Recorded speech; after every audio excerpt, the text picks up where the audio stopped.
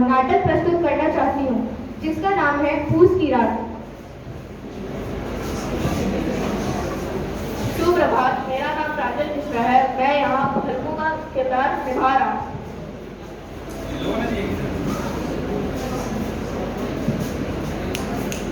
सुप्रभात, मेरा नाम निकिता है। मैं यहाँ मुन्नी का किरदार निभा रही हूँ। सुप्रभात, मेरा नाम आदित्य आर्यन है जो इस नाटक में गोपाल का किरदार निभा रहा है, जो हल्कू का छोटा भाई है। सुप्रभात, मेरा नाम रत्न प्रांजल है और मैं इस नाटक में सहना का किरदार निभा रहा हूँ, जो कि जिसने हल्कू को कर्ज दिया है।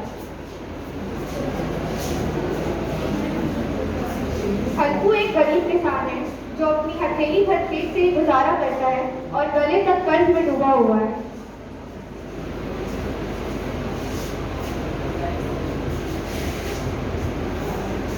क्या हाल है हल्कूलाल? पैसे देने का इरादा है भी या नहीं? अब तो तुमसे बात करने में भी डर लगता है कि कहीं और पैसे मत मांग लो। अच्छा, वो सब बातें छोड़ो, मुझे अपने पैसे दे दो। तो क्या है ना शर्मा भाई, अभी नहीं हो पाएगा। आमदनी कहीं से हो नहीं रही है, फसल की कटाई का भी बहुत समय बाकी है। फसल की कटाई का भी बहुत समय बाकी है, तो जैसे ही कुछ इंतजाम हो जाए मैं आपको दे दूँगा। ना, अब और इंतजार नहीं, जितने पैसे वही लौटा। मैं घर पे देखता हूँ।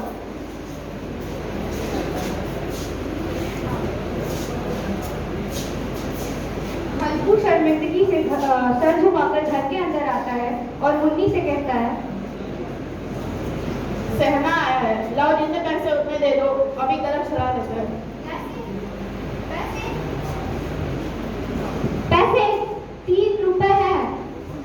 3 रुपए दे दूंगी तो कपल कहाँ से आएंगे? माँ पूछना थार में कैसे करेगी? कह दो अभी नहीं है, फसल में दे देंगे।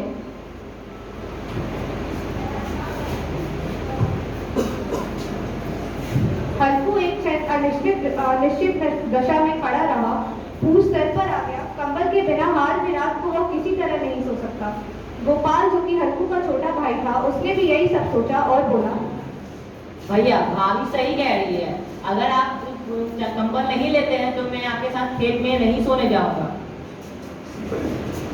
अरे बस ये भी तो वो गाली देगा। गाली देगा? गाली क्यों देगा? उस तरह आ जाए क्या? मुन्नी की तनी हुई आंखें झुक गई और उसने पैसे निकालकर हल्कू को दे दिए।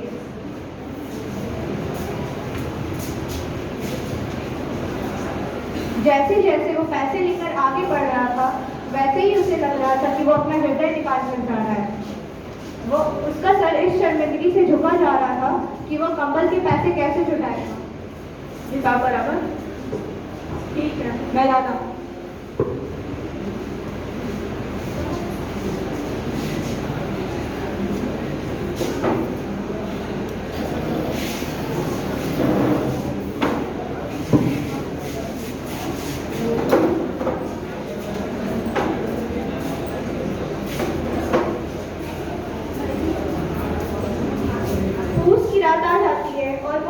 गोपाल के साथ सोने की कोशिश करता है। वो दोनों सूती का चादर ओढ़कर सोने की कोशिश कर रहे थे, पर ठंड के कारण नींद नहीं आ रही थी।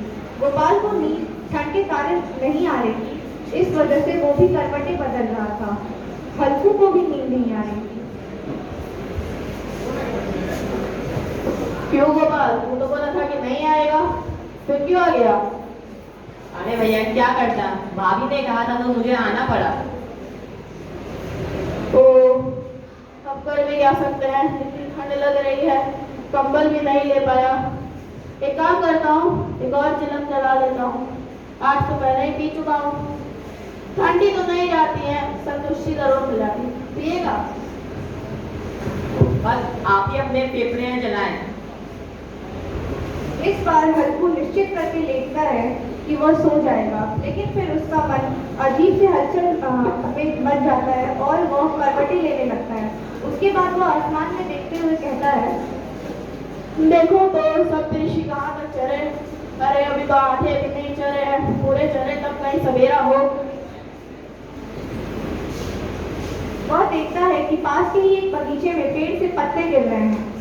गोपाल चल पत्तियां बटोरते हैं, अंधेरे में गर्मी भी आ जाएगी और जब जलाएंगे तो आग भी ताप लेंगे।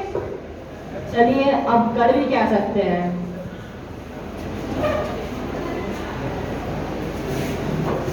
वो लोग इतनी पत्तियां बटोरते हैं कि एक छोटा सा पहाड़ बन जाता है और उसे जलाते हुए उससे जो सेक लगती है तो हल्को सूती की चादर बाजू में रखकर सीना तान कर खड़ा हो जाता है।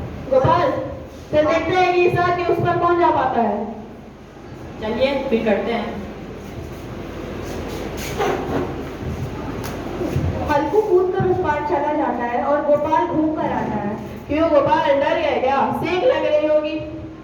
एक मिनट, आपने ये तो नहीं कहा था कि कूद कर ही आना। ये तो मेरी सूझबूझ का है कि मैं बिना हाथ पैर जलाए इस पार आ गया है, लेकिन पर आप कहते हैं तो मैं इसको कूद कर भी आपको दिखा सकता हूँ। गोपाल फिर से उस पार चला जाता है। सुन लो, लेकिन ये चीज भाभी को नहीं पता था, उसे पता लग गया तो बहुत बात सुनाई। गोपाल खुद कूद कर इस पार आ जाता है। अब क्यों बोलती क्यों बंद हो गई है? मैंने बिना हाथ पैर जलाए इस पार आ गया हूँ। चल चल, इसमें कोई बड़ी बात नहीं है, ये तो मैंने भी किया ना। पर आपके जो पैर जले वो एक बार दिखाइए। जब तक पत्तियां जल रही थी तब तक ही उनकी और खुशी भी थी। फिर जब पत्तियां खत्म हो गई और जो थोड़ी सी लहर बची थी, जो हवा आने पर ही चलती थी और हवा जाने के बाद शांत हो जाती थी, उनकी भी आँख जो लगी थी वो भी खुल गई। वो दोनों जिनकी थोड़ी आँख लगी थी पत्तियां जलने के बाद फिर खुल गई और गोपाल कहता है, आग तो बुझ गई है भैया। अब हम लोग एक काम करते हैं, आप अपनी चादर मुझे दे दीजिए।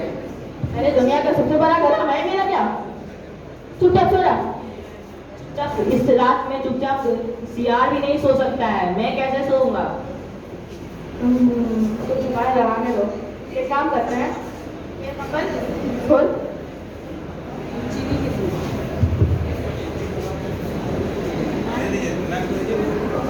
अब ठीक लग रहा है? हाँ भैया। दोनों जब थक हल्की सी नींद में सो जाते हैं तो गोपाल बोलता है, भैया ओ भैया, कुछ सुनाई दे रहा है आपको? हाँ, ऐसा लग रहा है कि कोई खेत चल रहा है। नहीं, कुछ आवाज आ रही है, एक बार जाके देख लीजिए। अरे सो जाओ, ये नींद पूरा ना होने की वजह से लग रहा है। नहीं भैया, आपको एक बार जाकर देखना चाहिए। एक बार ध्यान से सुनो, अब नहीं आ रही है हवा, सो जाओ। कुछ देर बाद भैया अभी भी आवाज आ रही है। जाते हैं।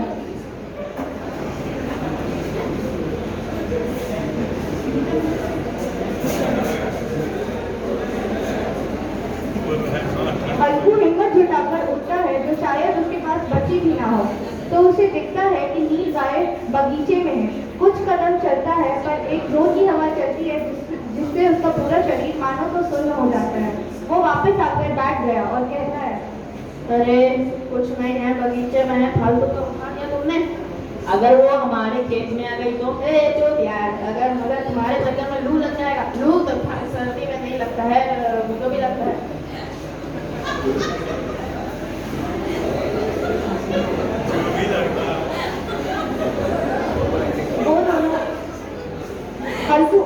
वो दोनों सो जाते हैं।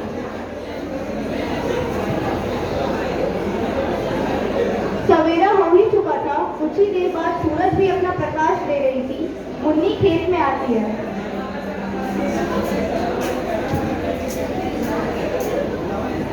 अरे बाप रे, ओ दोनों भाई, अभी तक सोए हुए हो? खेत सब तबाह हो गया और तुम लोग कैसे सोए हुए हो? किस दुख में के बैठे हो? क्या हुआ? क्या हुआ?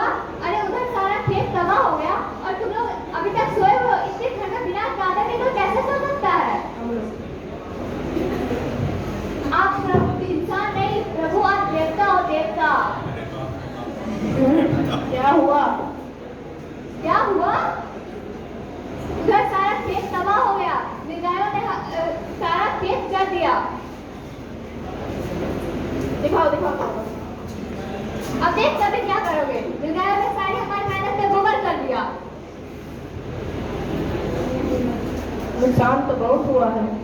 नुकसान बहुत हुआ है, बहुत ज्यादा अरे चलो छोड़ो, कम से कम पूछ की रात माँ खेत में तो नहीं बितानी पड़ेगी।